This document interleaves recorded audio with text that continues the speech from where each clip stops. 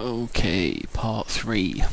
Importing the textures, the edited textures back into SWAT so that you can make a texture package that you can distribute so that other people can use your skins.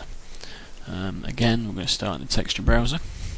This time obviously we're not looking for textures to export, we're going to import some of our own. So File, Import. We're going to select all the files that we need to import right now, which is those 7 right there, and click Open. The first thing you notice here is the package name.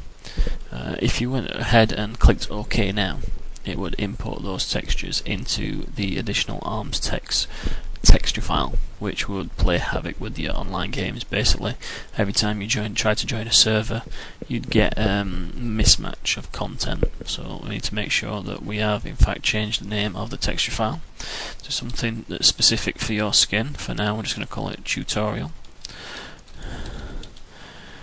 We're going to keep the names, so they're alright, we're not need to worry about that.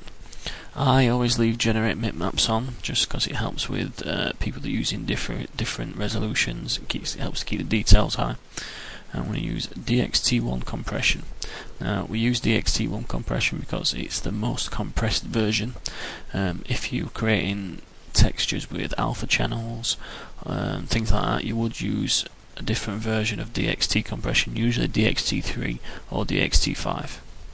For now, we're not using any alpha channels, so we're just going to stick with the DXT1 compression, and we're just going to select OK all, which will go through all 7 files. And there we have all 7, as you can see. Now what we need to do is set up a shader for each texture, except for the GUI image, which doesn't require a shader because it's a menu item. So what we're going to do is we're going to click File, New, and the first one we're going to make is for the face, so we'll call it shader face. So what we need to do is we need to click that texture that we're going to use, and we need to assign it to the diffuse channel, which is just done like this. Click the arrow, select the use, and it will add that texture to the shader. So close that dialog down and start a new one. File, New. The next file we're going to create for is the heavy pants, so shader heavy pants. Again, click New, move it out of the way while you find your texture file and highlight it, add it to the diffuse channel.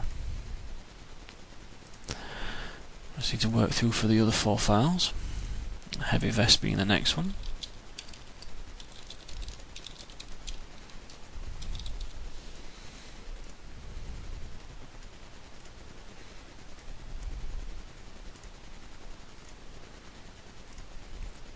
And the next one is the light pants.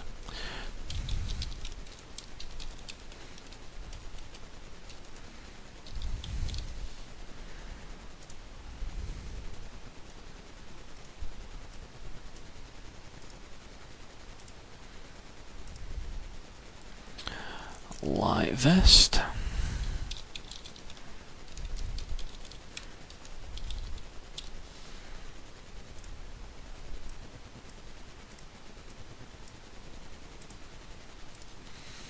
And of course, the no armor vest.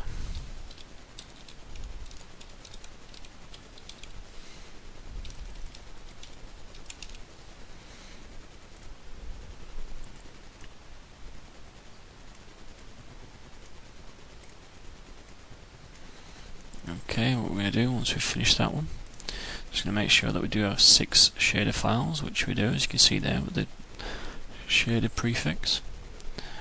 They all look good, so then what we're going to do is we're going to click the save button and save our texture file.